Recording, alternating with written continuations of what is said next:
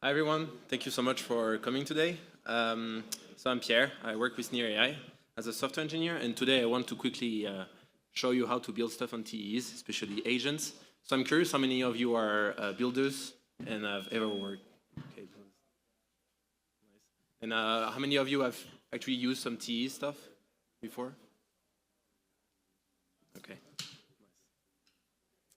So yeah, first of all, I'm just gonna quickly go through where we come from and where we are going, and then I'm gonna do some demoing and more like live coding, the funnier part. So AI systems right now are kind of failing us. So all the answers that you get back from these centralized parties are you don't really know how it's generated. It's they have a lot of ads embedded into them, so they have a lot of biases, and then whatever you put into their centralized companies, you don't actually know what they're doing with your data, so it's like complete black boxes.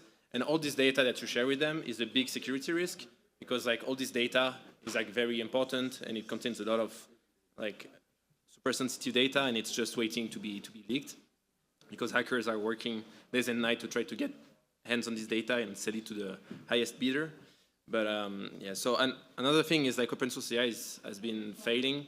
So one of the examples is Stability AI. They were unable to pay for their GPU bill this last year, and it's because everything AI costs is like super expensive, and you have to find a good business model that works. And all these problems with the centralized parties created like huge trust issues, and so a lot of countries restricted access to this centralized to these AI systems. And as we know now, like all these AI systems are like very good for GDP growth. And so restricting individuals or companies to access these services is like very bad.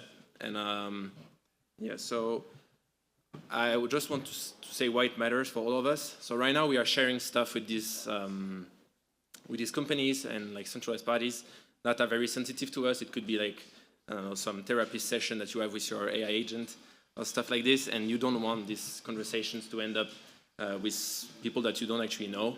So you put a lot of trust on them, and it's not very sustainable for the long term. And so to fix this, we are going towards a user-owned AI approach. And so basically the idea is that you give access to anyone to this AI platform, and you can actually verify and audit everything that's happening there. And so then you don't have to put trust on these centralized parties. You can actually like do the research on your own, or even the community can actually check what's happening. And so yeah, all this gives you access to your, you get back the control over your data. And if you decide to, let's say, share some data, you get rewarded. If you share with some parties in the ecosystem, you get rewarded for sharing this data. And then like other things that you can do as a community, you can like build a model, and then whenever somebody is using this model, you get rewarded for it. It's not like you just lose your data. And so yeah, if you lose your data right now to OpenAI and stuff like this, you don't get anything out of it. But so we are really going towards like an AI that is optimized for user well-being and economic success for everyone. I'm just going to quickly go through the stack that we have. So first of all, we have the agent cloud. So basically the place where you come and host any of your AI agents. So it could be NEAR AI agents, or it could be like ELIZA agents, LangChain agents, whatever. And all these agents then like get access to the whole marketplace. You can actually interact with different agents. And so whenever your agent is being used by other people in the ecosystem, you get revenue out of it, because you can say, okay, my agent requires you to pay $1 USDC for the service I'm offering, and then so that's how you generate revenue. To create these agents, we are offering this NEAR AI Agent SDK, which basically the idea is that you can write in Python or TypeScript any kind of agents, and it could be like a very complex agent to a very simple one. We're going to build a simple one afterwards. But yeah, so on top of this, we use the NEAR protocol blockchain to do all these microtransactions. So whenever you transact between two agents that requires payment and stuff like this is all happening on NEAR. We have a bunch of payment channels and stuff like this. And on top of it, we also offer chain abstraction, which is the idea that you can transact on any blockchain. And so then like you can do stuff on Solana, on Bitcoin, from your AI agents. And so yeah, so on one side we have agenting payment, so it's what I mentioned. Agent discovery, so here we have like already 400 like agents. So you have to have a discovery layer because and the assistant, so basically it's the idea that you speak to one particular agent, and then so this assistant is not able to do everything, so you need to discover agents that are experts in specific fields, and then it's gonna ask these sub-agents, please do this for me, I'm attaching 1 USDC for the service. So this is the idea. And then you have user data and shared memory. So this is where you want to really have a personalized assistant that knows you and you can actually like trust it because you verify the whole stack and you know it's secure. And we have agent hosting, so it's basically where you send your agent. And so all this runs inside a trusted execution environment. So trusted execution environment is basically a piece of hardware that allows you to, like, you don't have to trust the hosting provider that they are not gonna access your data. Like there is no way for them to actually access it, and you can verify that they are running the appropriate software that you expect them to be running. So we have this for CPU based, so it's typically like AI agents in our case, and also for GPUs. So we use GPUs, so GPU TEs for any kind of model training, model fine tuning, and model inference. And so all this we run them on so-called CVM, so confidential virtual machines. So it's just an abstraction on top of TEs. It's just a way for us to run anything inside these TEs. So for our use case, what does this TE magic enables us to do?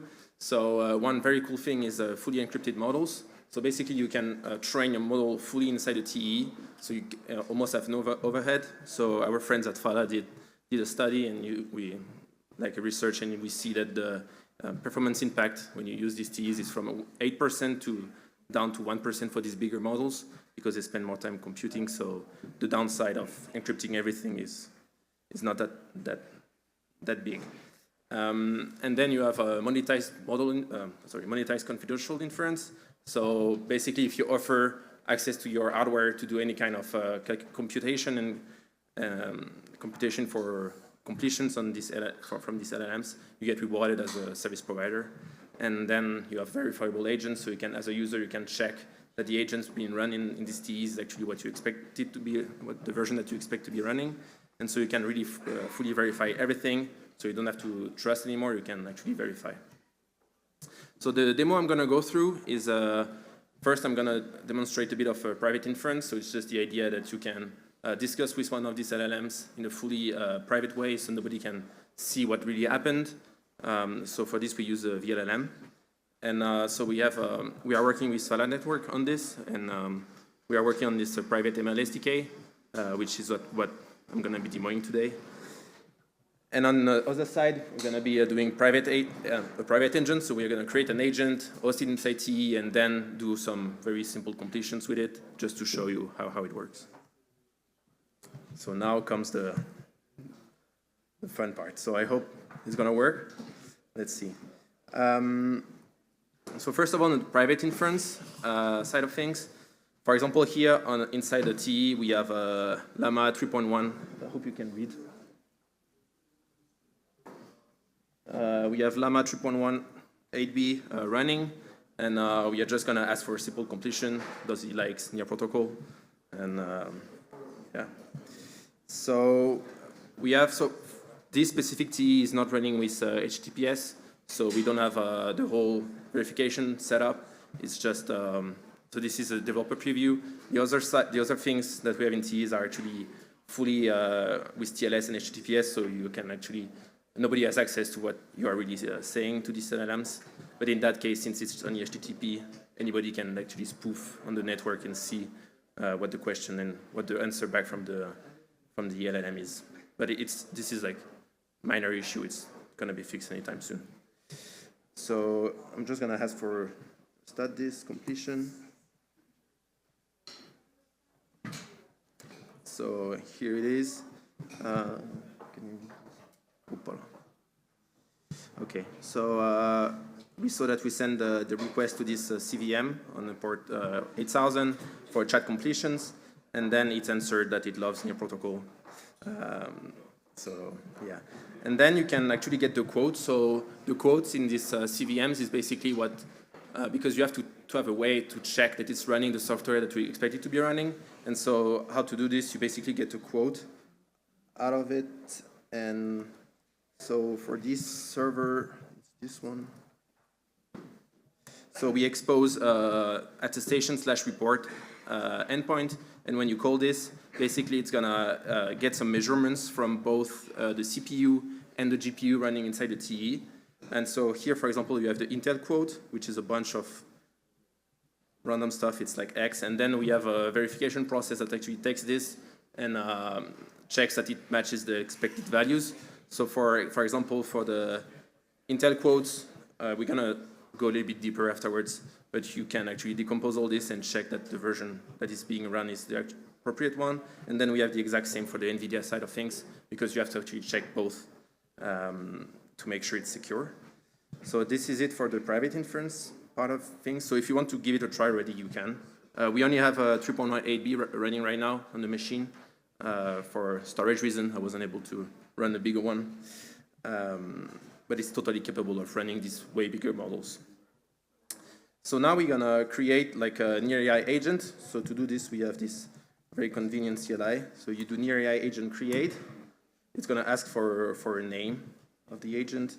So you use Denver demo, for example. Description.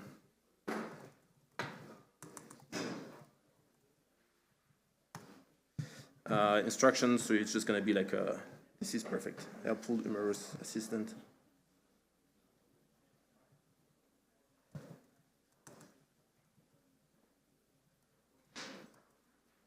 Oh my God.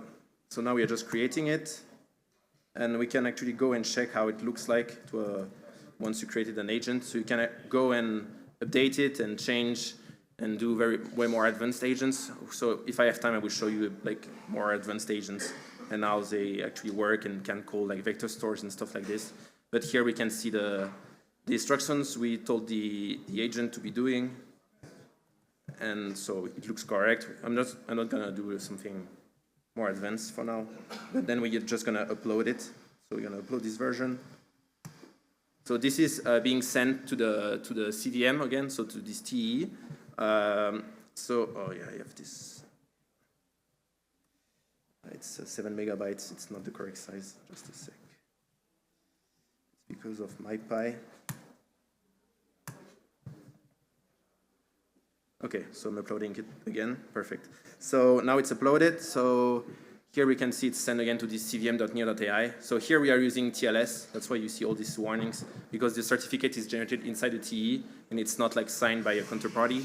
So usually you should not trust these certificates. But here in our case, since we do some process, I hope I will have time to show you. But basically, when you will get the quote from the TE, we put the public key of the SSL certificate inside some hash. And then on the client side, you recalculate this hash, and if it matches, you know that the public key that you are discussing with on the HTTPS side of things, you know it's it's actually secure and you're speaking to the correct server. So now we have this agent uploaded inside our TE, and now we're gonna want to discuss with it. So just one very simple, how are you? Very simple completion. So this goes to this API running inside the CVM, and then this is gonna ask the VLLM instance that we saw before. It is also a CVM inside the TE. So all of them, so they don't trust each one of them. So all of them are doing like these TE attestations every time, and yeah, so that's how they ensure that it's actually everything is secure and private, and only you can see the result. So here we got back the answer. We saw he's taking into account his Denver. It was in the instructions, so it's working. So now I'm just gonna show you more how it works. So because here we are using the CLI, so everything is hidden. But so here we get the quote from the CVM, which is the hub, we call it. So it's basically the big API that we use to do all these AI agents interactions and agent hosting and everything. So we get the code, we do the attestation, checks that it matches the correct version of the software.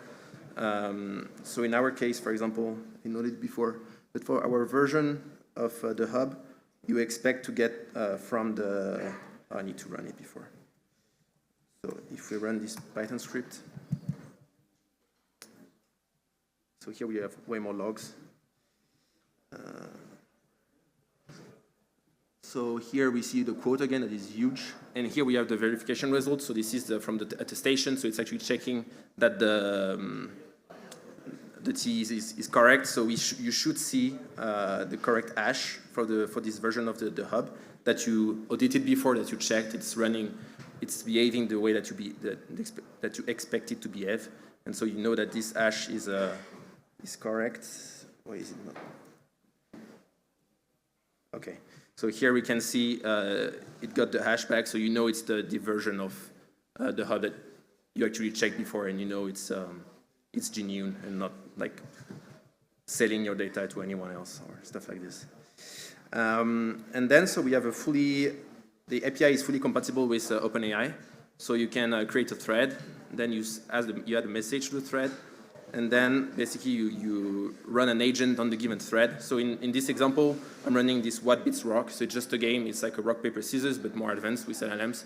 So basically you are fighting with the LLM to know what can first is to beat the rock. And then, so in this example, for example, I put it lava. So here I say lava. And then the LLM is going to answer back. I hope it's readable. You want lava melts rock, and then it's going to ask you like what beats lava. So you have to find the next material that's going to beat lava. And so then you can just go on with the thread and just play with this game. It's a little useless game just for fun. So we start the run, and then we just wait for the completion. So we are checking that the run is finished, and once it's finished, like it's cool. We just print the response back from the agent. So now, with the little time I have, I'm just gonna show you more the kind of agents that we have. So this is one I did in Bangkok for Redacted. Basically, it was the idea of you create an agent with the vector store contains all of Ilya's tweets, and basically you ask Ilya's vector store, you ask him for financial advice, not financial advice, and you hope that it gives you the next big meme coin to buy. And so here, I run it before. So what community coin? Because if you ask for meme coin, it's never going to tell you anything. It's going to say, oh, I'm not giving financial advice.